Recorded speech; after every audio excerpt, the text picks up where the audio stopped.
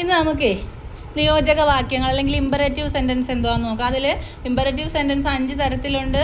ഒന്ന്, commands without subject, കർത്താവിനെ പ്രകടമാകാതെ പറയുന്ന ആജ്ഞകൾ. ഗോ നൗ, ഇപ്പോൾ അപ്പോൾ ഗോ. കം ഹിയർ, ഇവിടെ വരൂ. ഓപ്പൺ ദ ഡോർ, വാതിൽ തുറക്കൂ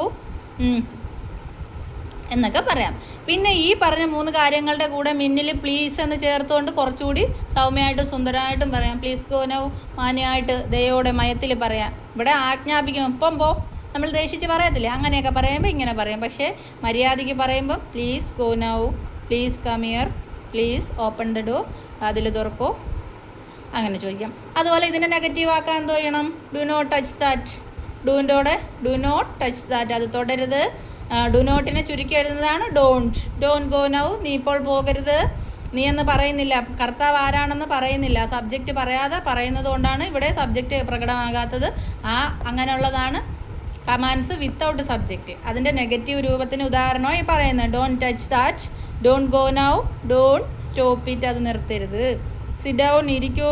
സ്റ്റോപ്പ് ടോക്കിംഗ്, സംസാരം നിർത്തൂ. ഫിനിഷ് യുവർ ഹോം വർക്ക്, അതുപോലെ പറയാം. ഇതൊക്കെ കമാൻഡ്സ് ആണ്. അപ്പോൾ ഇങ്ങനെ ഒരു കമാൻഡ് ആജ്ഞ അല്ലെങ്കിൽ നിർദ്ദേശം, കമാൻഡ് പറയാൻ പറ്റുമെങ്കിൽ ഒന്ന് കമൻറ്റ് ചെയ്യുക, അല്ലെങ്കിൽ ഇങ്ങനെയുള്ള കാര്യങ്ങൾ പറഞ്ഞ് പഠിക്കുക. ഓക്കെ.